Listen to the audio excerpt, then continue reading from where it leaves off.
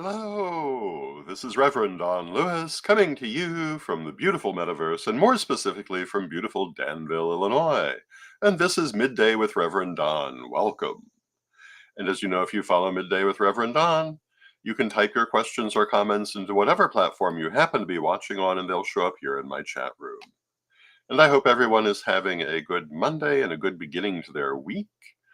Um, and perhaps you joined us last night for the 11th of the month Crystal Web Ritual. We had fun doing it. I hope that if you joined us, that you also enjoyed it, and it certainly was a very powerful ritual. Of course, many people do this ritual. There is a group ritual put on monthly by the Web Weavers Order, but anyone connected to the Crystal Web can do it. And I hope that in future you'll join me for it every 11th of the month, and Reverend Mary. And hello to Antonio in the chat room. It's good to see you. And of course, last week on the 36th anniversary of the Crystal Web, we did the Lionsgate ritual, which for us partly commemorates the founding of the Crystal Web, as well as the auspicious date of the Lionsgate, which is very good for manifestation. And we've been doing that every year for some time now. And hello to Janet Winston in the chat room, and hello to Cassandra Waldron in the chat room, and hello to Renee Bauda in the chat room. It's good to see all of you. And today, my subject is entitled, quote, "Do It Fat," end quote. And you could take this in a couple of different ways, because the term fat can mean um, do it well, do it big. And I certainly encourage that. And hello to Mary Cavalcante in the chat room. But that's not actually what inspired this subject. I happened to see a meme the other day on Facebook, and as soon as I saw it, I said, that would make a good subject. And the meme was about doing it fat. All the things that you put off on the premise that you'll do them when you lose weight, do them now. And I thought, this is very good advice that I certainly would give anyone. And so I should talk about it. A lot of people put off a lot of things on the premise that they're going to do something that will then allow them to do that other thing, when in reality, they're just putting it off and should go ahead and do it now if they really want to do it. Um, some of the obvious things are the idea that, when I lose weight, I'll start dating again. Well, maybe you will and maybe you won't, but do you really want to start dating again? We'll do it now. Um, someone isn't going to love you now, they're not going to love you then.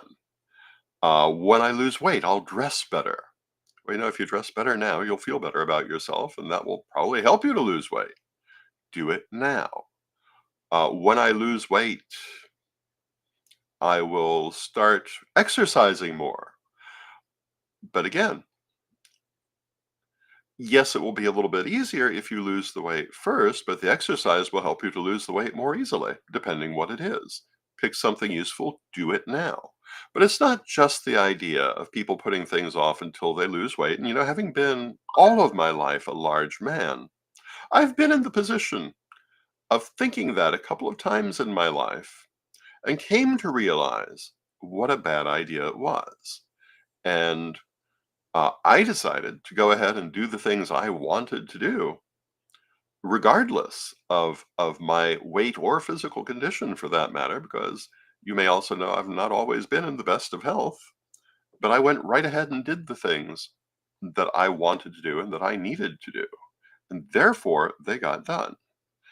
But people make other excuses for why they're not doing today what they think they would like to do.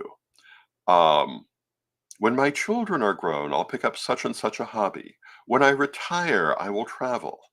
When the economy is better, I will invest in X. But by the time these things happen, the person is too old, too tired, or they don't live to see it. I had a cousin by marriage, who was very concerned about her future retirement. So she made it a point to work to the maximum um, retirement age for Social Security so that she would get the maximum output and could have the highest income for her retirement. And then 2 months after she retired, she died. This is a lesson. Now, there's a lot more to unpack in something like that. And I would say, a lot of people really don't actually like that idea of being retired. And I would say she was probably really one of them. But when you put everything off until something happens, you're really taking a gamble that you're going to survive to that point, and that when you get there, you'll still be able to do it.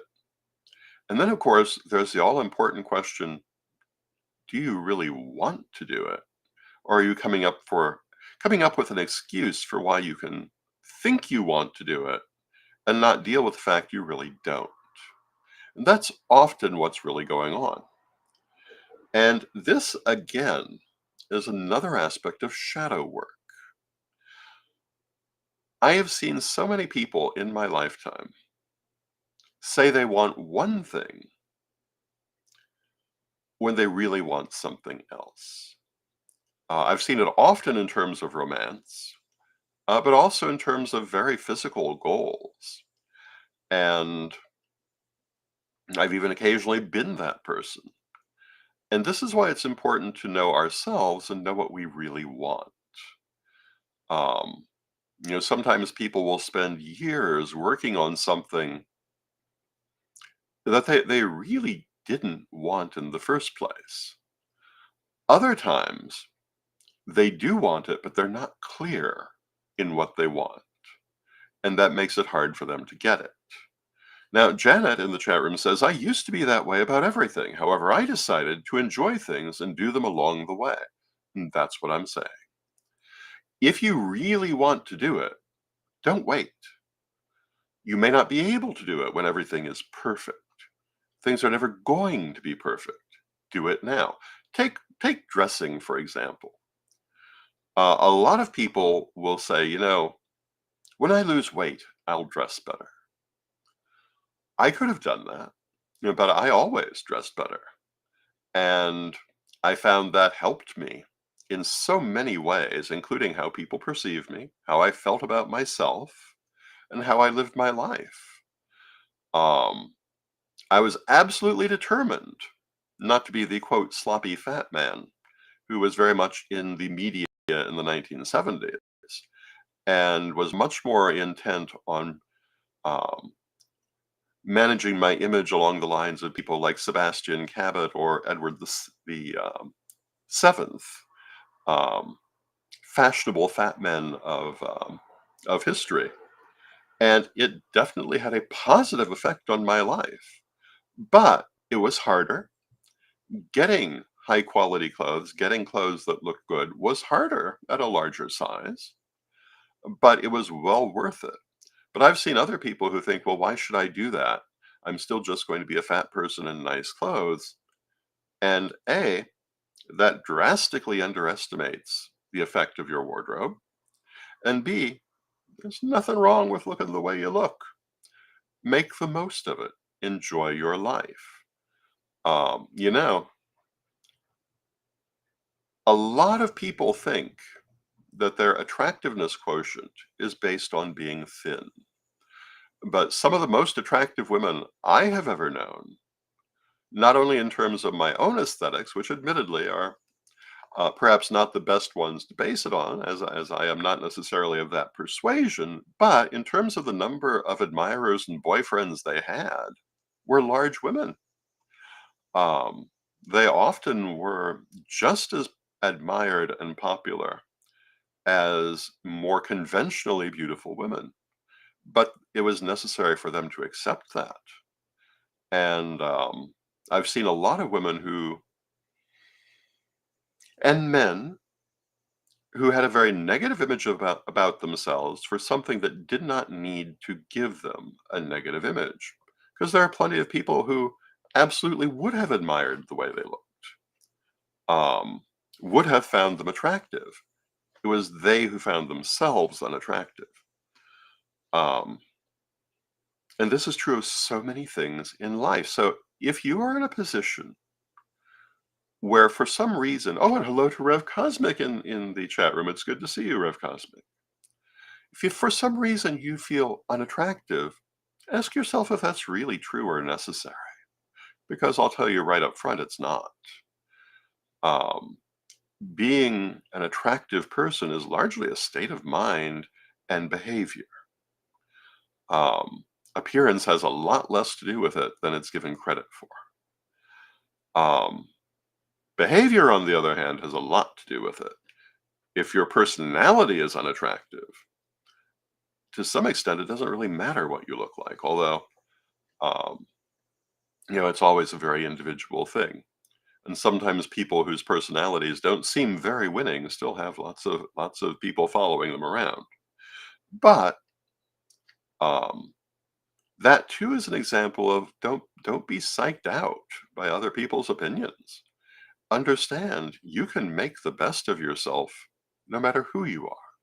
You can make your life better no matter who you are, no matter what you look like, and to some extent, no matter what your circumstances are. Yes, it may be harder in some circumstances than others, but to simply accept the idea that you can't do something because, in many cases, is self-defeating. And I think it's useful for people to understand that. Now, there are some things that there's nothing you can do about. Um, there are certain health conditions that are going to put limitations on you that you can't just ignore. I'm not suggesting you should, but even then, don't let them put limitations on you that they don't actually put on you. My health is not everything it could be, and last year it was very bad, but it did not stop me. And I'm still here talking to you every day. I'm still writing books. I'm still doing all sorts of things in life, despite some adverse physical situations. I did not let it stop me. And you must not let situations stop you either. One of the best pieces of advice I ever got, which, like a lot of the best pieces of advice I ever got, came from Ed the Pagan, and it had to do with writing. Because, like a lot of people who think of themselves as writers, I had all kinds of unfinished projects. Um, Only a few of which had actually been finished. Now, I had, in fact, finished some, but I had lots of halfway done projects. And he pointed out to me, it's not a book until you finish the last page. And this is true. You have to push through and do it. You can't say, oh, 10 years from now, I'll finish it. You may not be here in 10 years. If it matters to you and you want to do it, you must finish it. You must do it. You must do it now or as you can. And based on that advice, I somewhat changed the way I approached some of my projects and gave them less time than I had previously. Although I will also say this followed one of my first serious brushes with death, which also kind of affected that. I realized, if I want these things to happen, they must be done. Because I could die tomorrow and leave a bunch of unfinished projects no one will ever see, and why did I bother? Since then, I've been much more punctilious about finishing those projects, and you should too.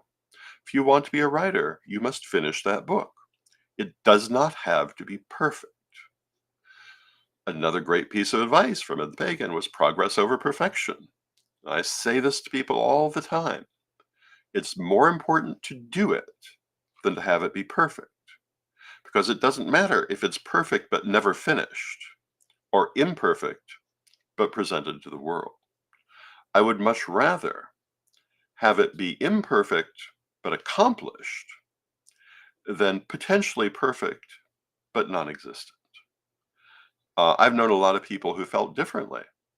They have no work to show for it in the end. I've even known people who did finish their projects but never really got them out to anyone, and they might as well not have done anything. Nobody knows they ever did it.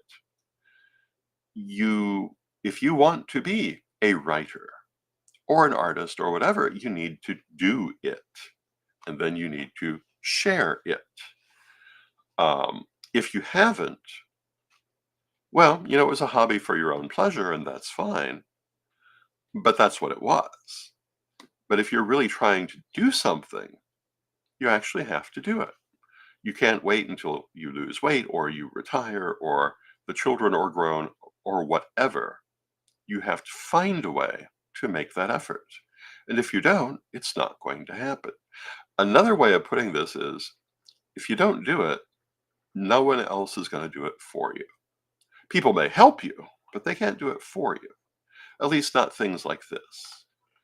And I cannot too strongly emphasize the importance of actually doing the things you care about, or else reassessing if you truly care about them. And this can be as simple as I would garden if I had more land to do it on. But I know people who have wonderful back porch gardens that meet their needs for tomatoes or what have you.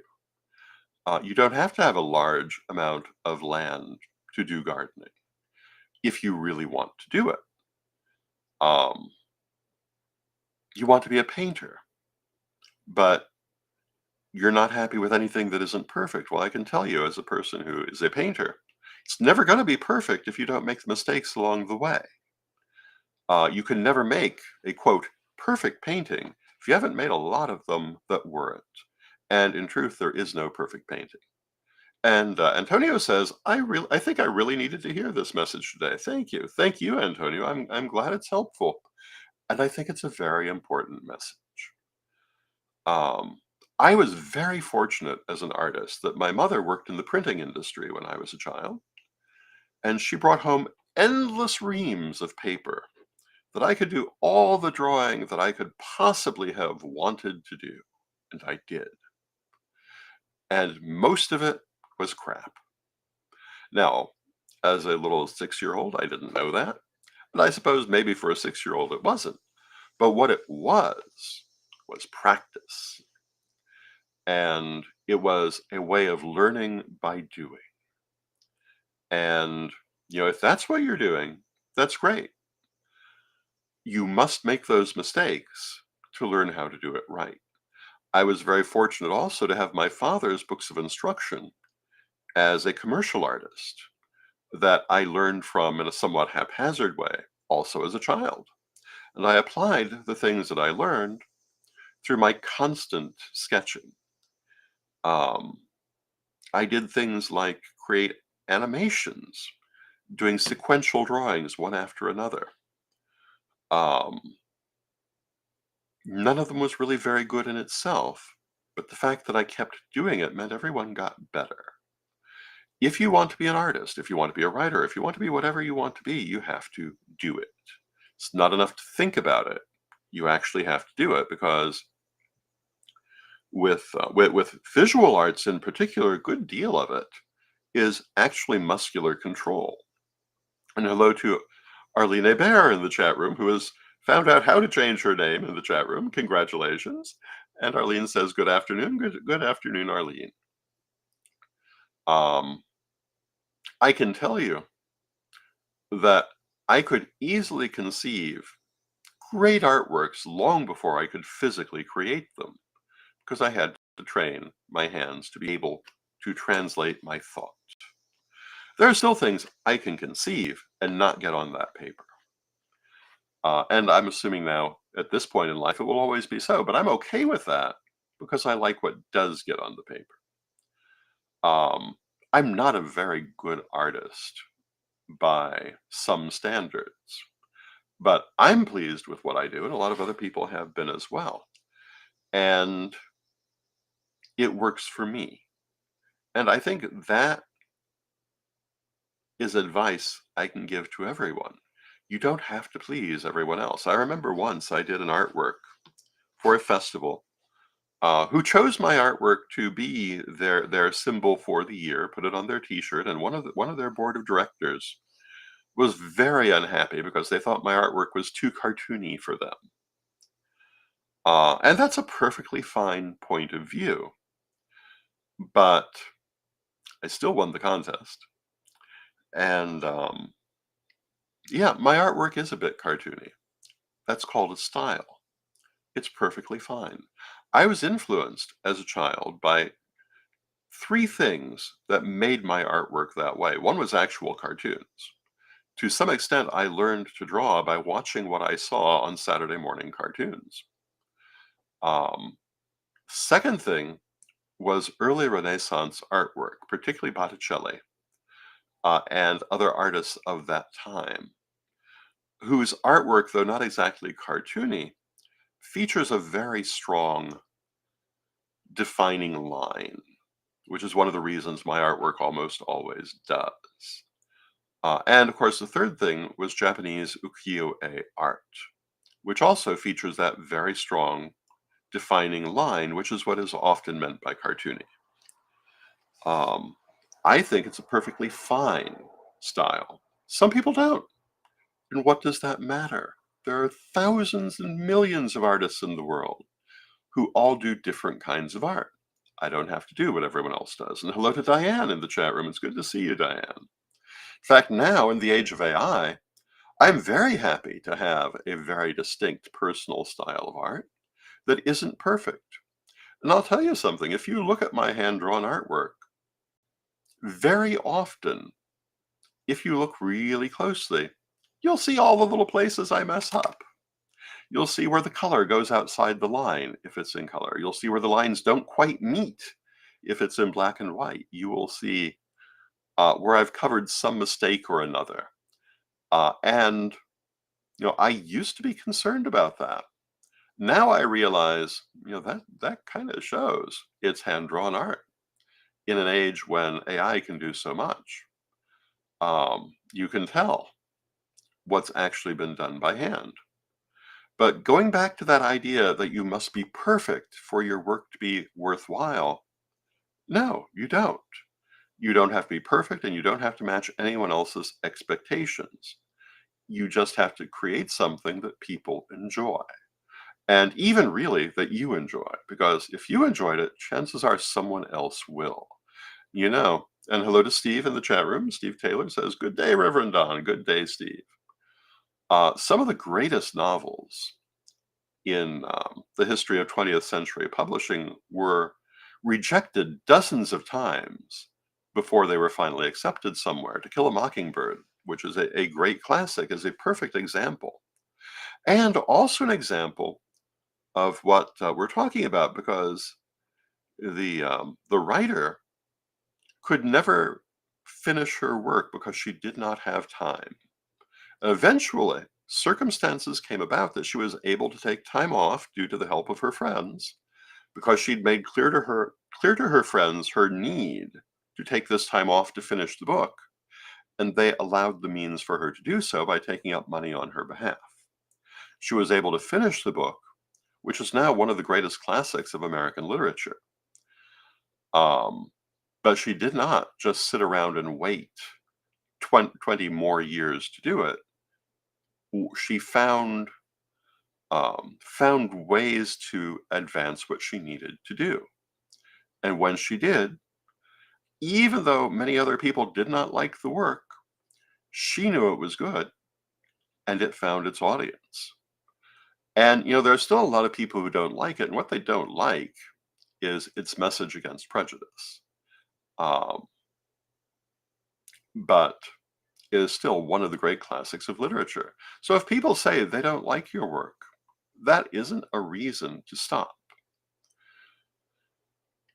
None of the things that you may come up with for why you can't do it today is likely to be a real reason why you can't do it today, or at least tomorrow. Yeah, there may be some things that might stop you from literally doing it today.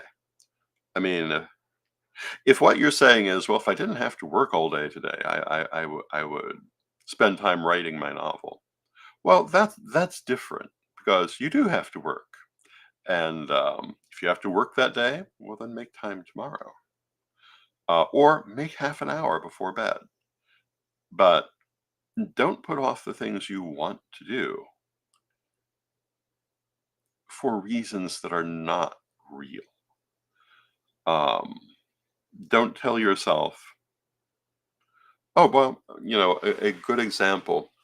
I saw this the other day because before I go to sleep at night, I often spend time going through Instagram because I'm a Gemini and my brain does not shut down quickly, and it has to power down, so to speak. Not always, depends how tired I am. But I was going through, and there was this one vintage costumer, and her Instagram for that day talked about how I don't remember the exact words, but it was to the effect that her teenage self would never have worn that outfit, would never have worn that cute outfit because she didn't want to call attention to herself. And then there's the picture of her now in the cute outfit. She totally should have worn it when she was young. I don't think she got any real advantages from dressing plainly, and she lost a lot of pleasure. Would she have necessarily done better if she dressed the way she wanted? I don't know, but she'd have felt better. And I think that whatever it is, go ahead and do it now. Quote, do it fat, end quote. Pardon my cough. Um, do it sick sometimes. Although I'm not a believer in the idea that you should go into work sick because you're just going to make everyone else sick. But if there are things you need to do, just not feeling well is not always a good excuse not to do them. This last few days, I've had a bit of a cough and some other things. I've not felt very well, but um, I've been busy working every day. I've been on video pretty much every day, and it's been perfectly fine. Occasionally, I've had to cough. Um,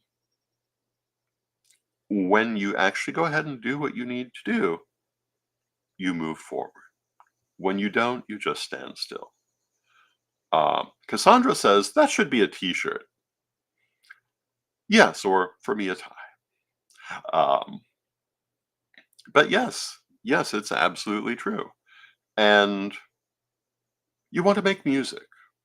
Make some music. You don't have a very good voice. Well, neither did Yoko Ono, and she made a career. Um, yes, that's a bit of a judgment, but it's a judgment of her success. She did go ahead and make a career. Um, I would not say she had a great voice. Neither did Marlene Dietrich. Marlene Dietrich was one of the most glamorous movie stars of the 20th century and a famous singer. My mother said she sounded like a frog. She did, but she was a famous singer, and people loved her singing. I love her singing, but I'll agree she didn't have what we would normally think of as a particularly great voice, but she knew how to sell those songs. It isn't always what you think that will make something successful or not. And Cassandra points out she specifically meant do it fat. And yes, that would be a great t-shirt. Maybe we should do that at Corellian Publishing. We'll have to think about that. But when it comes to being a musician, for example, your ability to sell the song, that is to say, to express emotion through it, can be just as important as your voice. So if you don't have the ideal voice, that doesn't necessarily need to stop you. Same with, for example, acting or even I think modeling. You don't necessarily have to be the quote ideal type to have success. Yes, that will make it easier. But if you look at some of the most successful character actors, they were far from conventionally attractive, and they still made great careers, and in some cases, A-list careers. Um, Not being the conventional type did not stop them because they looked at everything else they could do and they did it. So whatever is holding you back, don't let it hold you back. Stop making excuses of why you'll do it later and find the reasons you can do it now, and you'll have so much more joy in life. And yes, there'll be days when you look at it and say, why am I doing this? I'd rather be taking a nap. And, at that moment, maybe you should just take the nap, and the next day you'll feel better. But when it comes to the things you really want, don't assume that you can afford to put them off. If you're waiting till you retire, remember, you may not live that long. You may not live that long when the time comes. Have some fun now. It's like the famous poem, When I'm an old woman, I shall wear purple. And it goes on to talk about what all the things the narrator will do when she's an old woman. But of course, wouldn't do now because they're very, very unconventional things. But then at the end, she very wisely says, well, maybe in the meantime, I should practice a little bit just so people aren't completely surprised. And that is very good advice. Whatever it is that you're putting off, start it now. Don't assume that you have forever because you don't. Enjoy the time you have now and make the most of it. Because in the end, it's all the now moment. Everything that was is past. Everything that will be is speculation. And yes, we could get into things like timelines and time travel and all of that. But for our daily existence, it's now. Enjoy the now. And that's my message to you today. But I have two more messages for you, three more messages before we go. And they have to do with pre-ordering books. And there are three very good books that you can pre-order, and probably a few more.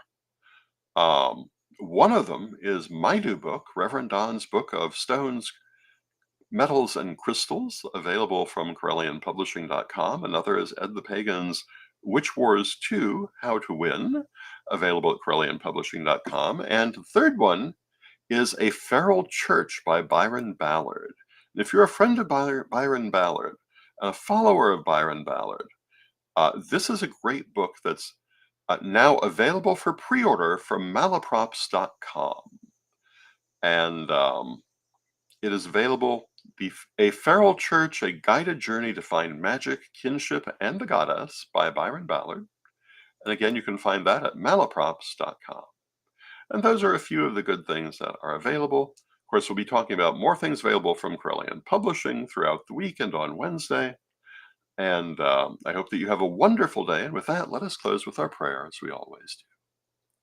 Divine Mother Goddess, Divine Father God, beloved ancestors, we thank you for all the things you put in our life, and we ask you to help us to embrace those things and to help us to do them now and to have the joy of them, rather than merely the expectation of them. It's natural, because we're humans, for us to want to get everything into a perfect place before we take a chance. But help us to understand there is no perfect place, and the right time to take the chance is usually now. And let us embrace that chance and embrace its outcomes and enjoy living our life now in the moment. Beloved Mother Goddess, beloved Father God, beloved ancestors, we thank you with great love. And knowing you're always with us, we thank you for your presence, and may you be blessed now and always. And I thank you for your presence. May you be blessed now and always. And